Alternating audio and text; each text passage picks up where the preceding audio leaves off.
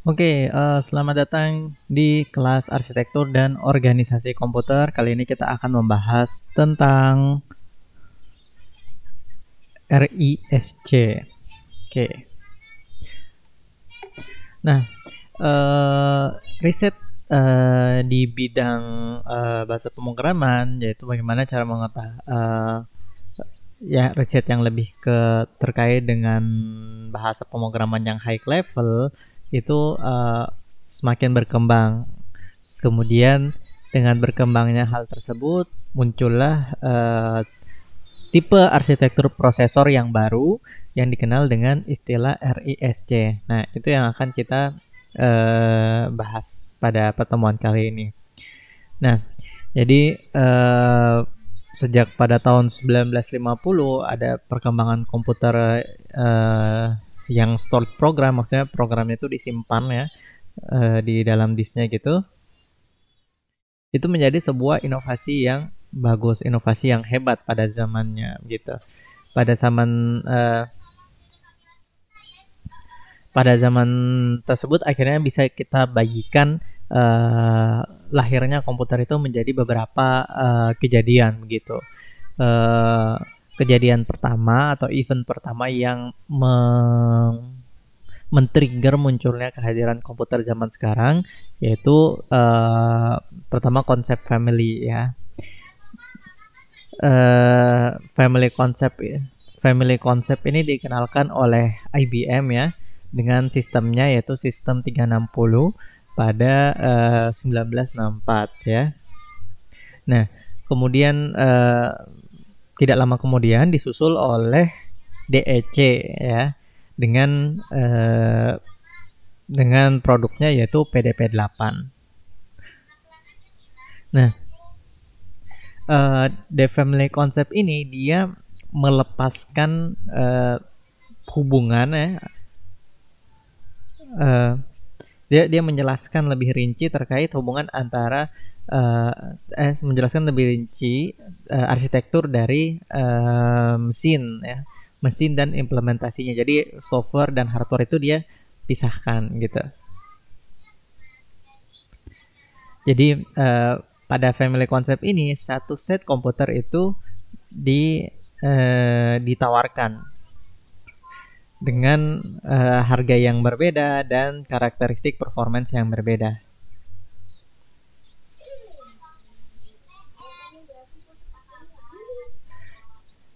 Oke, jadi walaupun arsitektur yang diberikan itu sama kayak gitu,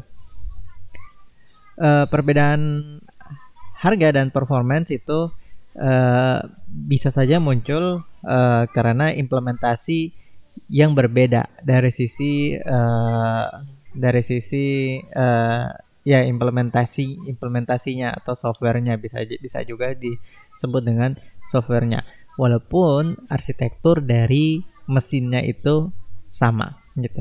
Jadi meskipun arsitekturnya sama tetapi harga dan performanya itu bisa berbeda tergantung dari implementasi pada uh, mesinnya itu.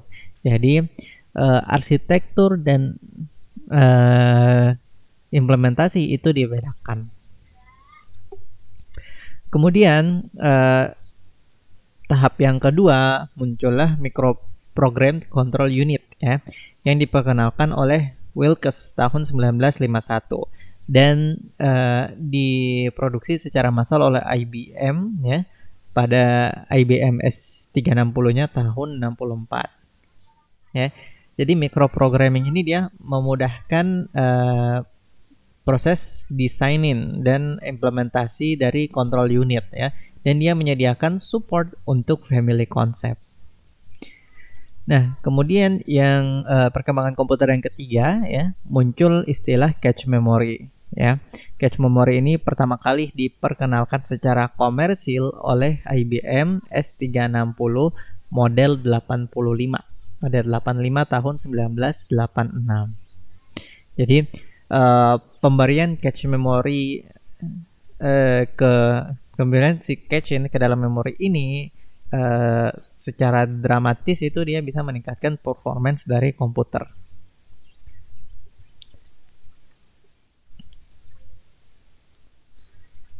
Oke, kemudian muncul pipelining ya. Sebelum pipelining itu ada muncul solid state RAM ya, ada juga microprocessor yang diperkenalkan oleh Intel ya. Kemudian sampai muncul konsep pipeline ya. Pipeline ini adalah maksudnya memperkenalkan paralelism ya ke dalam cycle eksekusi begitu. Jadi pada masa ini peneliti itu memperkenalkan konsep paralelism atau yang kemudian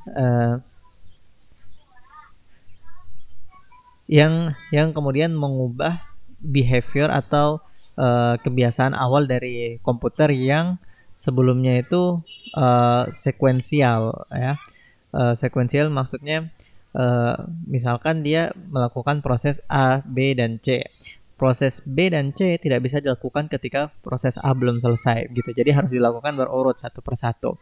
Nah, pipelining ini memungkinkan si komputer agar bisa menyelesaikan semua proses secara bersamaan. A, B, dan C langsung dikerjakan secara bersamaan. Nah, jadi contohnya itu seperti pipeline instruksi dan juga vector processing. Oke, setelah muncul konsep pipeline ya, muncullah konsep yang namanya multiple processor. Multiple processor ini dia mengcover banyak sekali berbagai macam organisasi dan juga berbagai macam tujuan di dalamnya ya. Kemudian setelah muncul mikroprosesor, maka muncullah yang namanya RISC atau Reduced Instruction Set Computer Architecture yang akan menjadi fokus kita pada hari ini. Oke. Jadi kunci utamanya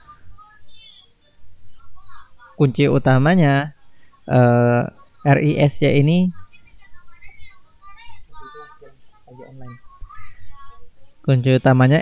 ini yang pertama dia punya general purpose register yang besar ya.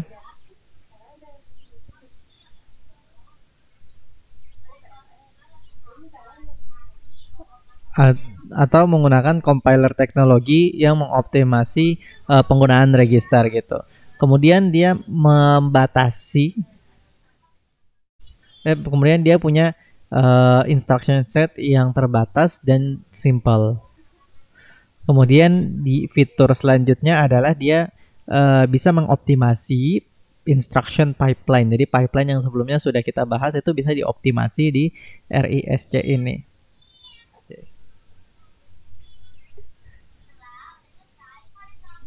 Oke, jadi RISC ini dia secara dramatis berangkat dari tren-tren prosesor yang sebelumnya tadi yang sudah kita bahas, mulai dari awal ya sampai ke pipeline sampai ke apa tadi sebelumnya ya, multiple processor gitu.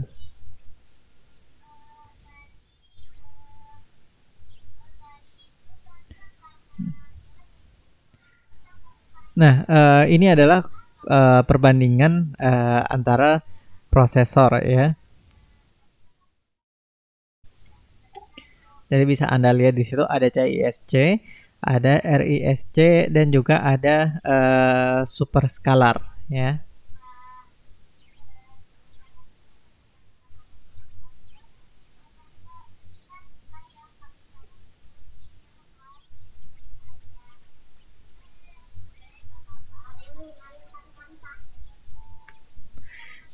Jadi dengan arsitektur CISC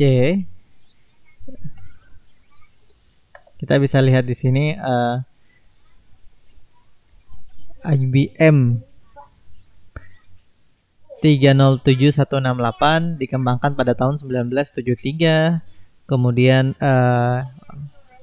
CISC milik VAX dikembangkan pada tahun 1978 ya. Dan CISC milik Intel dikembangkan pada tahun 1989. Oke, kalau kita lihat di sini ya,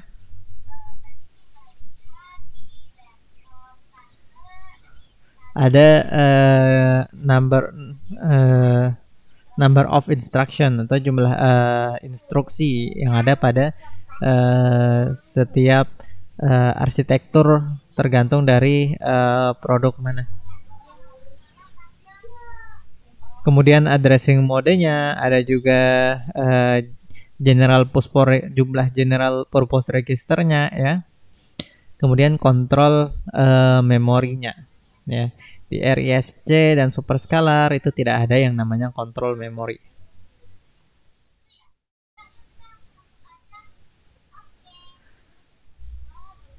Oke, sebelum kita masuk lebih dalam tentang RISC, ada satu arsitektur yang dikenal dengan istilah CISC.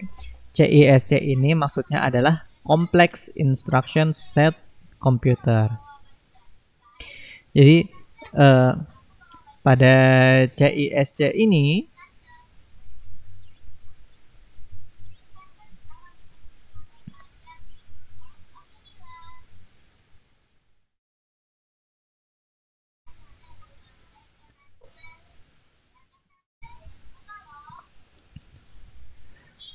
pertama, harga program itu dia lebih mahal daripada harga hardware-nya. Kemudian CISC ini dia secara sangat signifikan ya meningkatkan kompleks high level language, jadi programming bahasa pemrograman yang high level. Kemudian dia semantic gaps, dan dia si CISC ini efeknya dia akan menimbulkan dia akan punya dia akan punya set instruksi yang besar. Kemudian dia punya lebih banyak addressing mode. Kemudian hardware implementationnya ya, implementasi dari hardwarenya itu menggunakan HLL statement ya.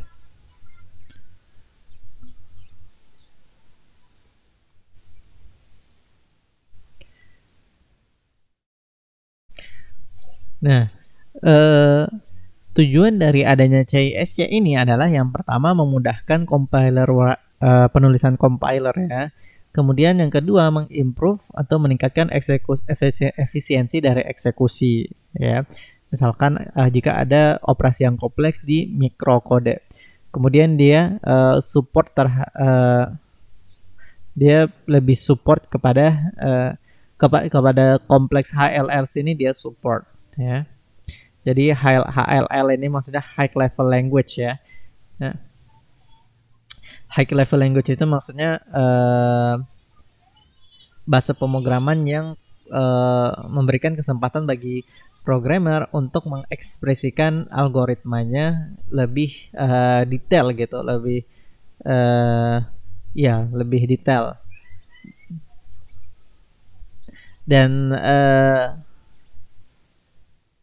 Dan dia support terhadap bahasa pemrograman yang struktur maupun bahasa pemrograman yang object oriented.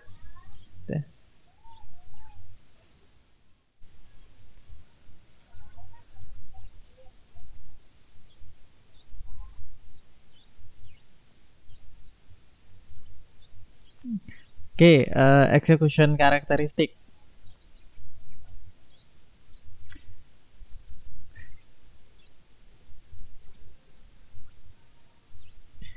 Berbagai macam penelitian sudah dilakukan bertahun-tahun untuk menentukan karakteristik dan pola dari eksekusi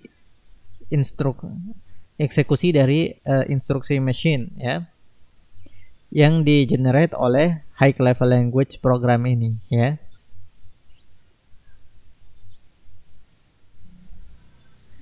Jadi hasil dari penelitian tersebut ya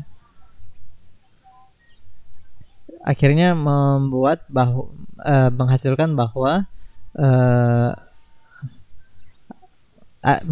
arsitektur yang lebih menghasilkan kesimpulan bahwa HLL ini dia lebih support kepada arsitektur yang simple daripada yang kompleks ya.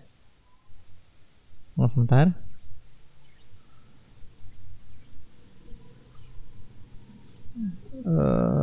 Sebelumnya, oke.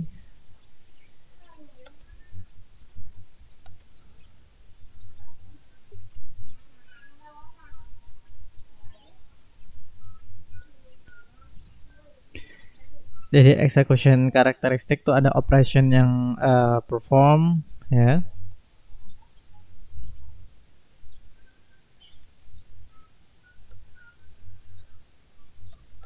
Kemudian ada operands yang digunakan, kemudian ada sequencing, ya, eh ya, dan lain-lain, ya gitu.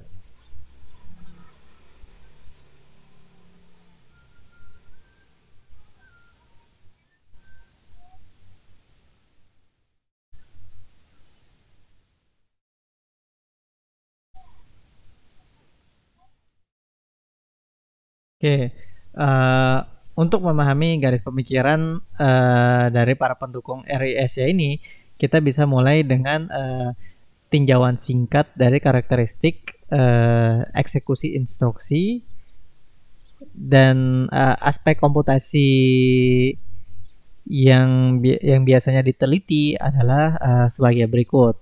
Ya, jadi aspek komputasinya itu adalah operation performnya, kemudian ada operands yang digunakan, ya, kemudian ada execution sequencing, ya, dan lain-lain.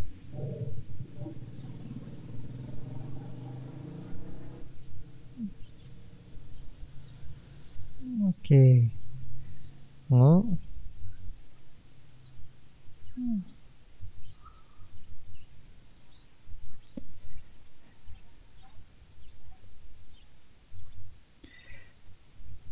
Oke, yang pertama operation perform. Apakah ini bahas di sana?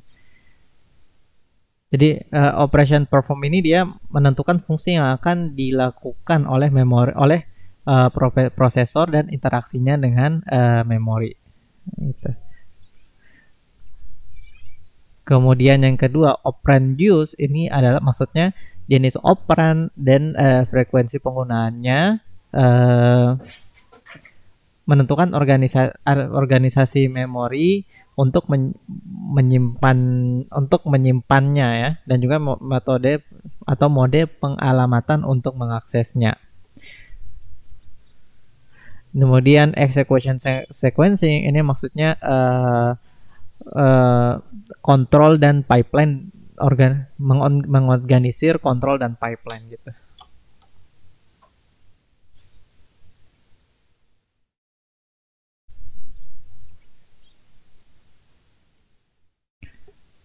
Oke, kita bahas yang pertama yaitu operation. Berbagai macam studi sudah dilakukan untuk menganalisis behavior atau kebiasaan dari HLL program ini, ya, High Level Language Program.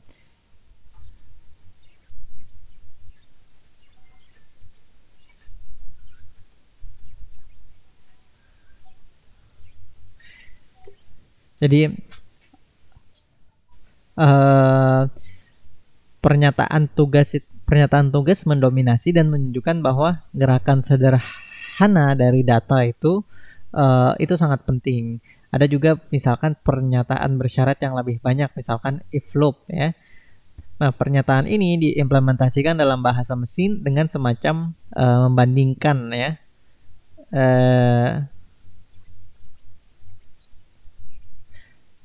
Dengan semacam instruksi cabang dan instruksi pembandingan gitu, ya. Ini menunjukkan bahwa mekanisme kontrol urutan set instruksi itu sangat penting kayak gitu.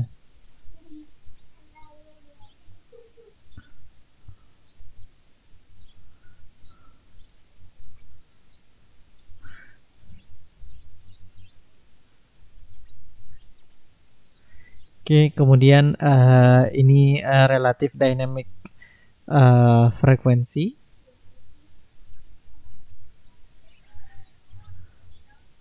Kemudian yang kedua adalah operands, ya.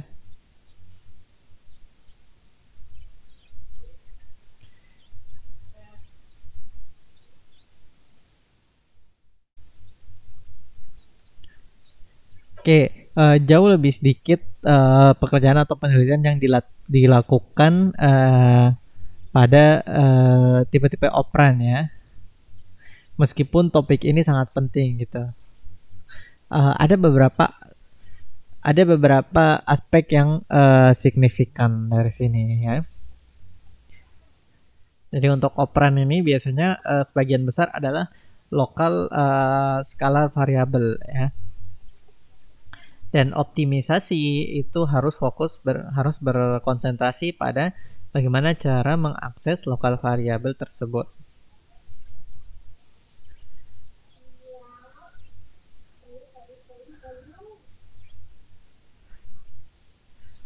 Oke, kemudian yang selanjutnya adalah prosedur calls. Kita sudah melihat bahwa prosedur calls ya, prosedur calls dan returns ini dia adalah aspek yang penting pada HLL program ya. Meskipun prosedur calls ini adalah uh, operasi yang memakan waktu eksekusi paling lama dari HLL program gitu ya. Jadi akan sangat penting bagi kita untuk mencari cara untuk mengimplementasi operasi tersebut secara efisien gitu. Jadi dua aspek yang penting dari prosedur call agar prosesnya efisien. Yang pertama adalah jumlah parameter ya dan variabel yang akan diproses ya. Kemudian yang kedua adalah kedalaman dari nestingnya. Jadi misalkan ada if di dalam if atau for di dalam for begitu ya. Ada nested if atau nested for gitu.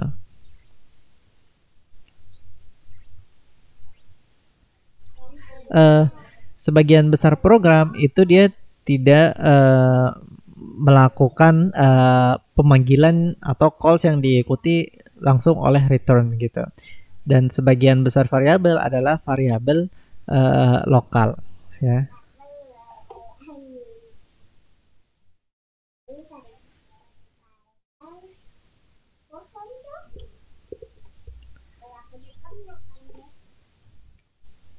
Kemudian yang selanjutnya adalah implication ya.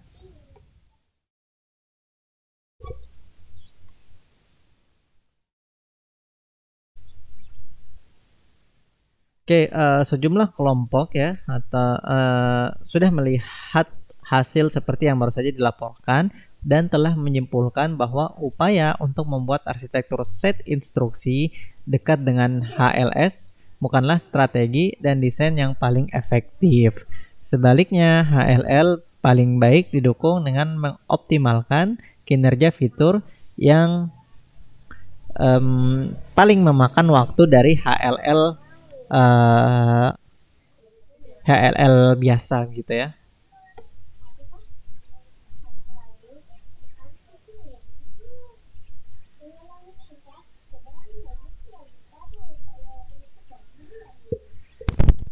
Oke, jadi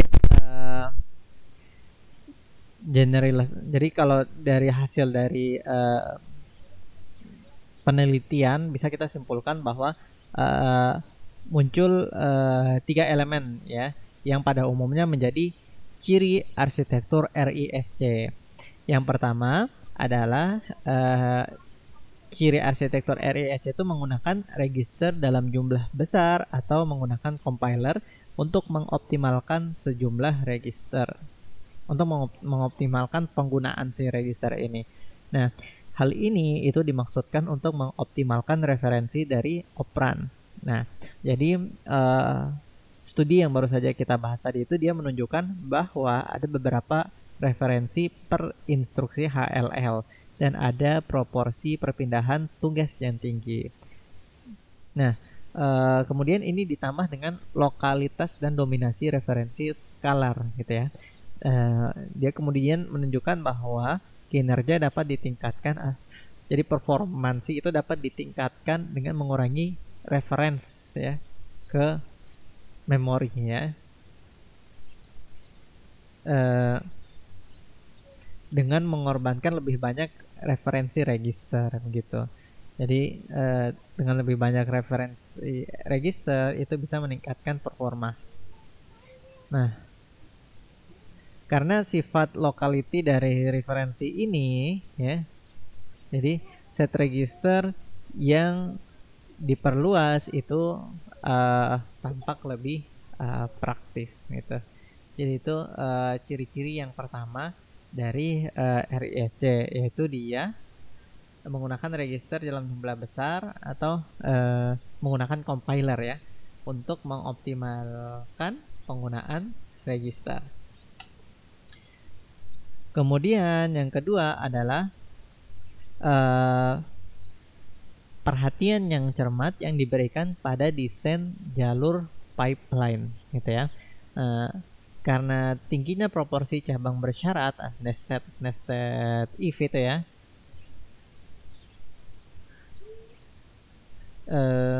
dan instruksi panggilan prosedur ya, prosedur call tadi ya, pipeline langsung akan menjadi tidak efisien. Ini memanifestasikan dirinya sebagai besar instruksi yang diambil sebelumnya tetapi tidak pernah dieksekusi. Nah, itu yang kedua, yaitu desain pipeline-nya, desain dari instruksi pipeline. Dan yang ketiga, set instruksi yang sederhana itu ditunjukkan pada RISC ya. Jadi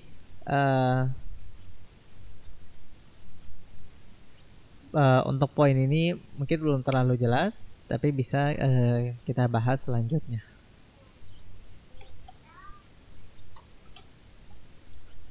Oke, kita bahas dari yang pertama dulu ya, bahwa RISC itu menggunakan large register file, jadi register file yang besar gitu.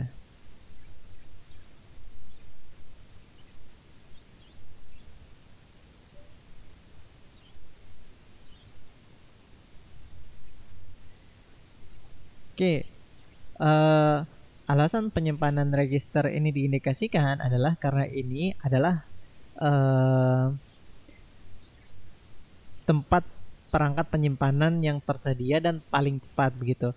Dan register ini dia lebih cepat dari memori utama dan cache ya. File register secara fisik kecil ya, dia ada pada chip yang sama dengan ALU dan control unit ya. Dan dia menggunakan alamat yang lebih pendek ya daripada alamat untuk cache dan memori. Jadi oleh karena itu diperlukan strategi yang akan memungkinkan operan yang paling sering diakses untuk disimpan dalam register dan untuk meminimalkan operasi register memori. Nah, itu dari sisi software solutionnya. Kemudian dari sisi hardware solution kita bisa tambah register, kemudian sehingga efeknya akan lebih banyak variabel yang ada di dalam register dan performance dari komputer bisa naik. Kemudian ada register untuk lokal variabel.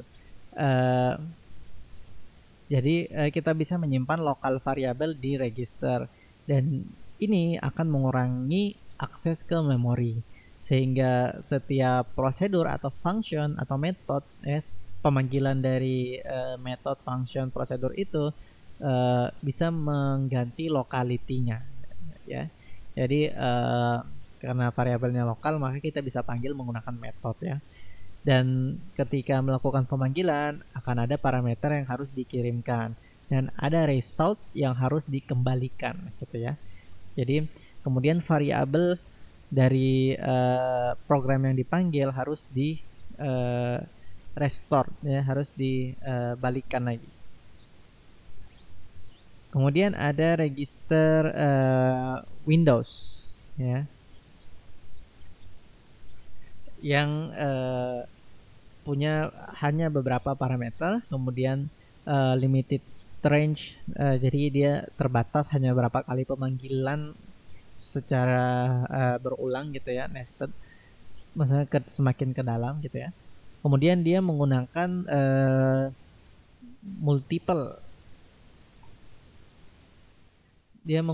multiple set register ya, yang kecil. Kemudian dia menggunakan call switch untuk set register yang berbeda-beda.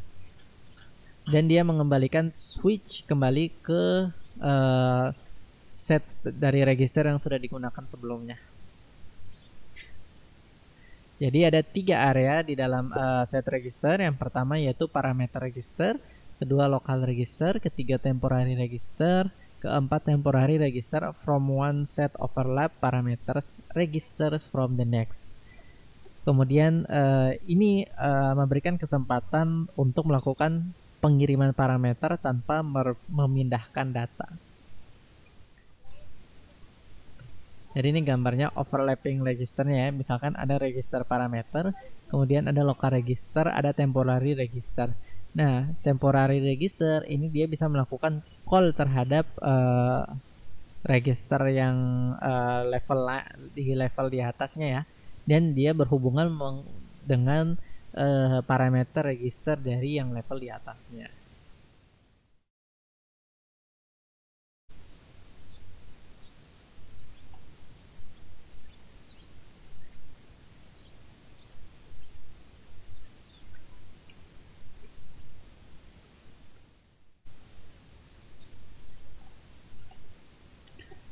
Oke, gambar ini menunjukkan organisasi sirkular atau dikenal dengan circular buffer diagram.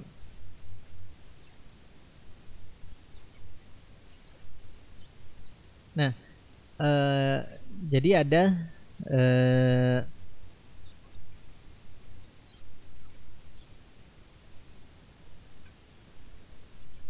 circular buffer dari 6 Windows di sini, dari A sampai F begitu. Buffer ini diisi hingga kedalaman 4 ya, disebut jadi A manggil si B, kemudian B manggil C manggil D ya. Dengan prosedur D aktif ya.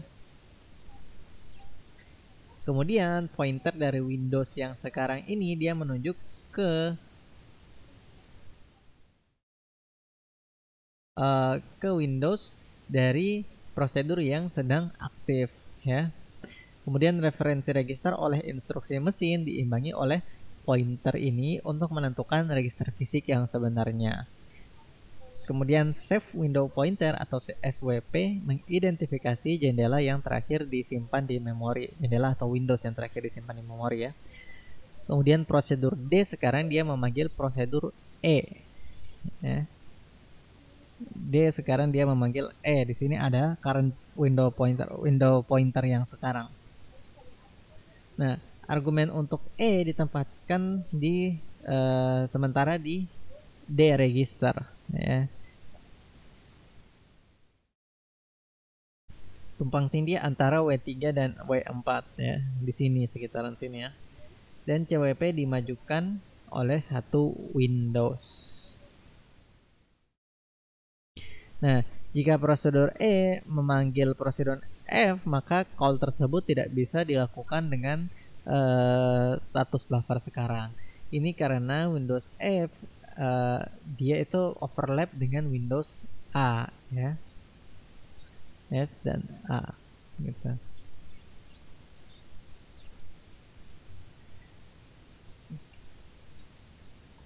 Oke, ini yang tadi sudah saya jelaskan sebelumnya ya. Oke, kemudian ada yang dikenal dengan istilah global variable. Global variable ini dialokasikan oleh compiler ke memori ya. Dan dia itu tidak efisien untuk mengakses variabel secara terus-menerus berulang kali ya. Dan RISC itu dia punya satu set register untuk global variable. Nah, sekarang kita mau lihat apa sih perbedaan antara register dan cache ya.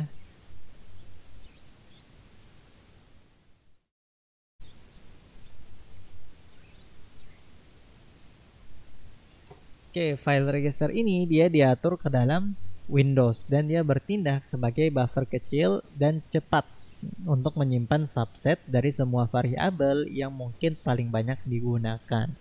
Nah,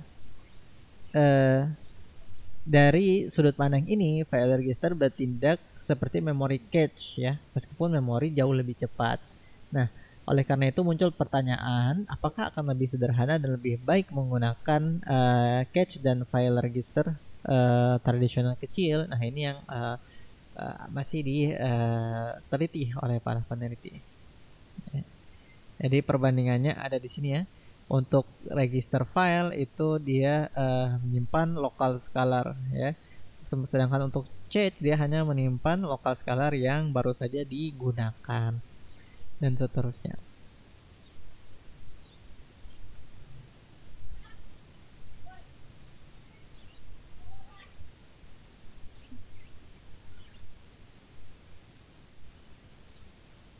Jadi ketika ada instruksi dan W dia masuk ke decoder, kemudian masuk ke register dan dia menjadi data.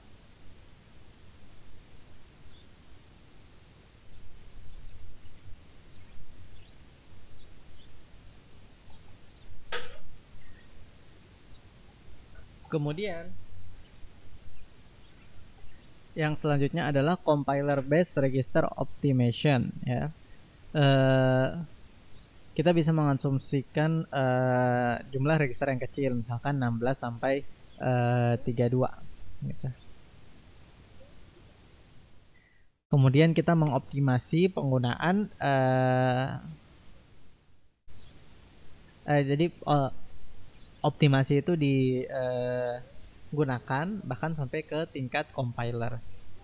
Kemudian HLL program tidak punya referensi yang eksplisit ke register ya.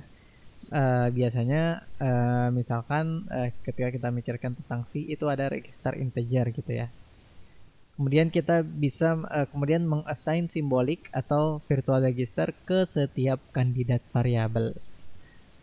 Dan juga selanjutnya map ya, melakukan mapping simbolik register ke real register yang sebenarnya. Dan juga simbolik register yang tidak overlap bisa melakukan share terhadap real register. Ya, share bisa melakukan share, bisa membagi real registernya mereka.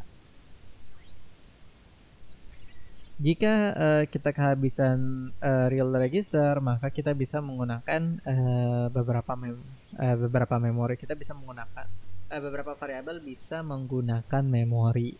Gitu.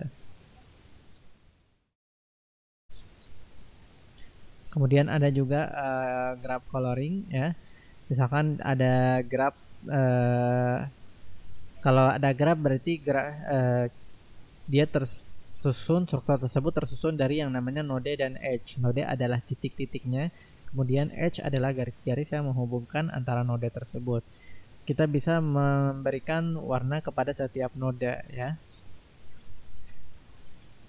Kemudian adjacent, node adjacent itu dia punya warna yang berbeda. Dan menggunakan jumlah warna yang minimal. Dan node itu adalah simbolik register. Nah, dua register yang hidup ya, dua register yang hidup di dalam program fragment yang sama itu digabungkan dari berdasarkan edge-nya.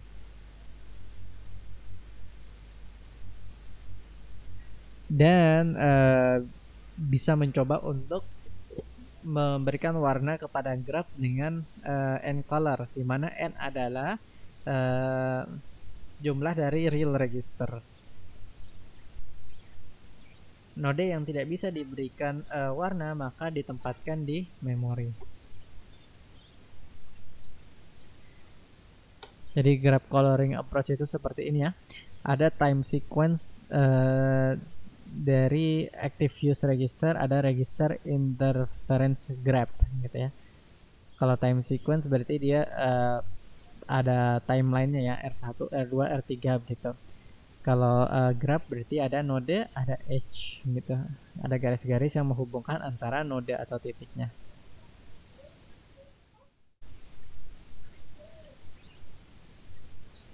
Oke, sekarang pertanyaannya, kenapa kita harus menggunakan SIS, CISC gitu? Nah, kita sudah mencatat bahwa tren set instruksi yang lebih kaya, yang mencakup lebih banyak instruksi dan yang lebih kompleks, yaitu CISC. Dua alasan utama tersebut dia kemudian telah memotivasi tren ini ya. Jadi keinginan untuk menyederhanakan compiler dan keinginan untuk meninggalkan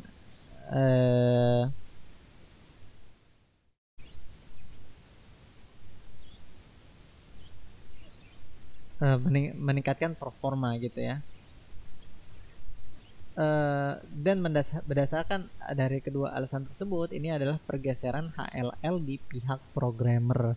Jadi arsitektur berusaha untuk merancang mesin atau yang ya mesin atau hardware ya yang memberikan dukungan yang lebih baik untuk HLL.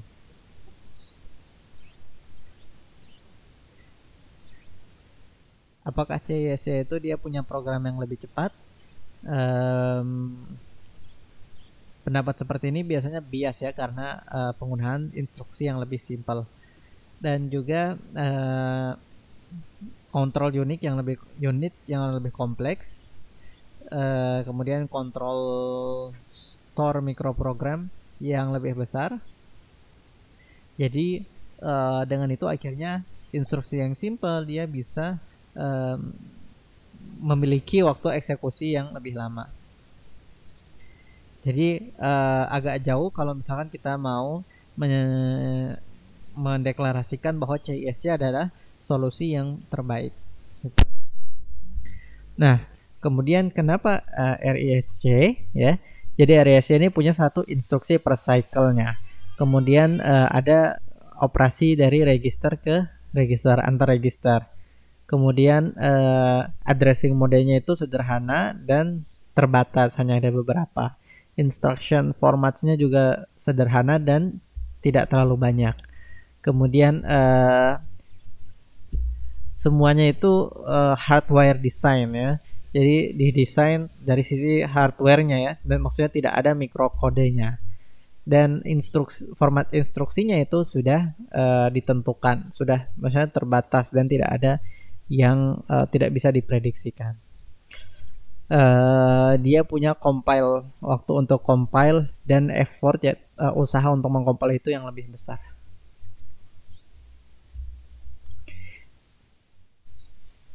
Oke, jadi kalau misalkan mau kita bandingkan antara RISC dan EISC, sebenarnya tidak ada jawaban pasti mana yang lebih baik ya, karena di beberapa faktor RISC lebih baik dari CISC, dan juga sebaliknya di beberapa faktor yang lain CISC lebih baik daripada RISC ya. Jadi tidak ada clear cut, maksudnya tidak ada jawaban yang jelas mana yang lebih baik gitu. Jadi sebagian besar desain itu memanfaatkan kedua ini. Pokoknya apa yang bisa diambil gitu. Nah, contohnya yaitu Power PC yang ada di rumah Anda gitu ya, dan juga Pentium 2.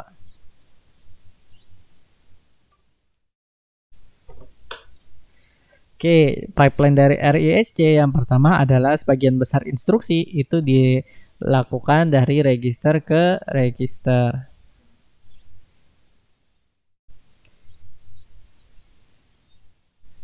Jadi kemudian ada dua fase eksekusi. Yang pertama instruction fetch ya, yang kedua execute ya. Execute ini maksudnya melakukan operasi ALU dengan register input dan output. Kemudian untuk operasi load ya, memuat dan menyimpan ya, load dan store dibutuhkan tiga tahap ya. Yang pertama instruction fetch, yang kedua execute ya, menghitung memory address, yang ketiga kemudian memori atau dilambangkan dengan D, yaitu register to memory atau memory to register operasi. Nah, ini efek dari pipeline. Yang pertama sequential execution ya. Misalkan I tadi instruction fetch, kemudian eksekusi, kemudian D memori. Bisa kita lakukan IED, kemudian IE ya. Ini karena ini adalah load ya, load A, load M ya. Load AM, load BM gitu. Kemudian add C, karena di sini tidak ada store dan load, maka hanya butuh I dan E ya, tidak butuh D gitu ya. Ini store, ini branch begitu.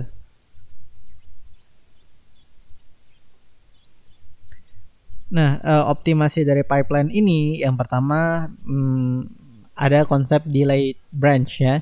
Jadi dia tidak mendapatkan efek sampai mengeksekusi suatu instruksi. Dan this following instruction is the delay slot. Ini ada normal dan delay branch. Penggunaan delay branch kayak begini misalkan untuk inserted noob ya. Misalkan kita load X A IED it's fetch, execution, kemudian memory. Kemudian proses add, penjumlahan, tidak ada penyimpanan apa-apa ya, jadi I dan E saja. Kemudian proses penyimpanan IED gitu. Sama juga ya. Reverse instruction. Nah, hal yang menjadi kontroversi yang pertama adalah kuantitatif, yaitu bagaimana kita membandingkan ukuran dari program dan juga kecepatan eksekusinya. Yang kemudian dari sisi kualitatif ya, misalkan kita menganalisis ya isu dari HLL atau High Level Language ya, support dan penggunaan VLSI real estate ya. Nah, permasalahannya adalah tidak ada pasangan RISC dan CISC yang bisa kita bandingkan secara langsung begitu ya.